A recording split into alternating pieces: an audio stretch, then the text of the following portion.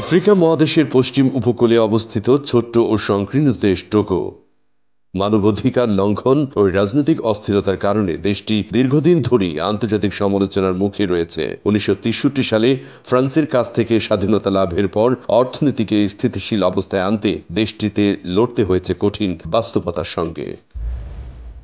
বিশ্বের শীর্ষ ৫ ফসফেট উৎপাদনকারী দেশের একটি টোগো, কিন্তু এখনও দেশটি দারিদ্র্য ও বৈদেশিক সহায়তার উপর ব্যাপকভাবে নির্ভরশীল। টোগোলীয় প্রজাতন্ত্রের রাজধানী লোমে, আয়তন প্রায় ৫৬,৭৮৫ বর্গ কিলোমিটার, জনসংখ্যা ৮৬ লাখেরও বেশি। সরকারি ভাষা ফরাসি। গড় আয়ু পুরুষদের ৬০ বছর, নারীদের ৬১ বছর।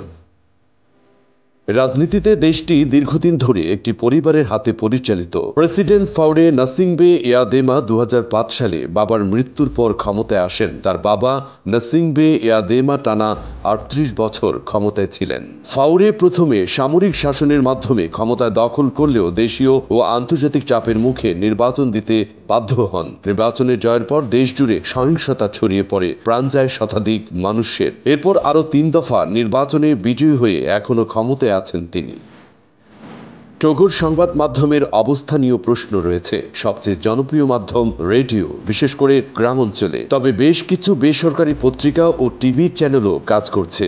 ২০১৫ সালে সরকার সংবাদ মাধ্যমের ভুলকে ফৌজদারি অপরাধ হিসেবে ঘোষণা করে পেনাল কোড জারি করে, যা সংবাদ স্বাধীনতা নিয়ে উদ্বেগ তৈরি করে। টোগোর ইতিহাসের পেছনে রয়েছে দীর্ঘ বিদেশি শাসন। ১৮৮৪ সালে জার্মান শাসন শুরু হয়, যা ১৯১৪ সালে প্রথম বিশ্বযুদ্ধে পরাজয়ের পর শেষ হয়। পরে দেশটির পশ্চিম অংশ যায় ব্রিটেনের, পূর্ব অংশ যায় ফ্রান্সের অধীনে। অবশেষে ১৯৬০ সালে স্বাধীনতা অর্জন করে টোগো। এরপর ১৯৬৭ সালে রক্তপাতহীন অভ্যুত্থানে ক্ষমতা দখল করেন নাসিংবে ইয়াদেমা, আর তার পরিবারই পরবর্তীতে টোগোর রাজনীতিতে একচ্ছত্র আধিপত্য প্রতিষ্ঠা করে।